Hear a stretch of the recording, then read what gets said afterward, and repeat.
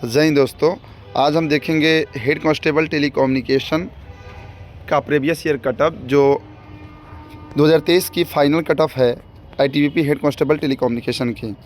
इसमें मेल और फीमेल का अलग भर्ती रिजर्व होता है, इसलिए इसमें मेल और फीमेल का कटअप अलग अलग जाता है। तो इसमें आईटीबीपी हेड कांस्टेबल टेलीकम्युनिकेशन का जो ईओआर का सिलेक्शन हुआ था, फाइनल सिलेक्शन 75 पे हुआ था और 73 हुआ था ईडब्ल्यूएस का, ओबीसी का 72 हुआ था, एससी का 64 हुआ था, एसटी का 59 पे फाइनल सिलेक्शन हो गया था। अब देखते हैं हम फीमेल का आईटीबीपी हेड कांस्टेबल कम्युनिकेशन का जो कटअप गया था, ईओआर कैटेगरी में जो लड़की होगी उसकी 63 मार्क्स था, तो उसका फाइनल सिलेक्शन हो गया। और इसी प्रकार ईडब्ल्यूएस का 54 है, ओबीसी का 56 है, एससी का 51 है, एसटी का 51 है। तो इस प्रकार ये जो previous year ITBP head constable telecommunication का कटअप था।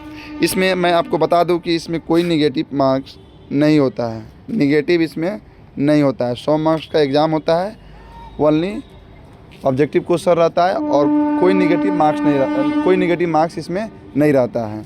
तो यही कटअप था पिछले बार का। अब हम आपको दिखाना चाहते हैं आईटीबीपी कांस्टेबल टेलीकम्युनिकेशन का जो बहाली आया था पिछले बार 2023 में, और इस बार भी भर्ती आई है कांस्टेबल टेलीकम्युनिकेशन का और हेड कांस्टेबल टेलीकम्युनिकेशन दोनों का। तो ये मैं दिखाने जा रहा हूँ आपका जो कटअप है, ये कांस्टेबल टेलीकम का कटअप है। इसमें काफ़ी कंपटीशन रहता है, क्योंकि इसमें क्वालिफ़िकेशन जो होता है जनरली 10th जो पास है उस सभी कोई इसमें फॉर्म फिलअप कर सकता है। इसलिए इसमें जो क्वेश्चन भी पूछता है वो टेक्निकल क्वेश्चन नहीं पूछता है, सिर्फ नॉन टेक क्वेश्चन पूछता है। इसलिए इसका कटअप थोड़ा हाई गया था पिछला बार भी, और इस बार भी हाई जाएगा। इसमें जो कटअप गया था, इसमें जो ईओआर का गया था 85 पर फाइनल सिलेक्शन हुआ था। ये फाइनल सिलेक्शन ही है, फाइनल रिजल्ट का कटअप मैं बता रहा हूँ, जिस पे 85 का जिसका था उसका सिलेक्शन हो गया था।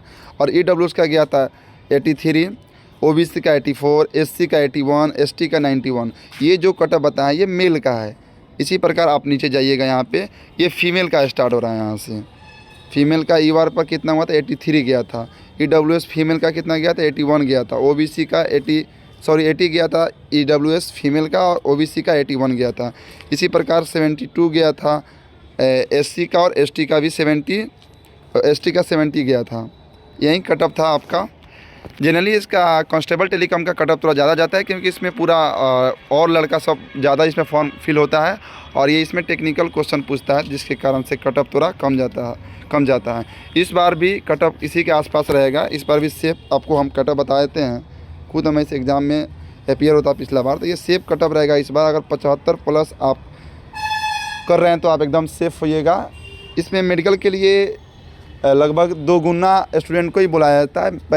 जब मेडिकल का आपका जो सीबीटी का रिज़ल्ट आएगा, उस समय ही आपको बता देगा कि आप मेन लिस्ट में है या वेटिंग लिस्ट में है। तो आईटीबीपी ये करता है, ये 2 लिस्ट निकालता है। जो सीबीटी का रिज़ल्ट आता है तो उसमें एक मेन लिस्ट रहता है और एक वेटिंग लिस्ट रहता है। तो जो मेन लिस्ट वाले होते हैं, अगर ये मेडिकल फिट कर जाते हैं तो ये फाइनली सिलेक्टेड हो जाते हैं। इनका फाइनल सिलेक्शन में भी इनका पीडीएफ में रोल नंबर रहेगा।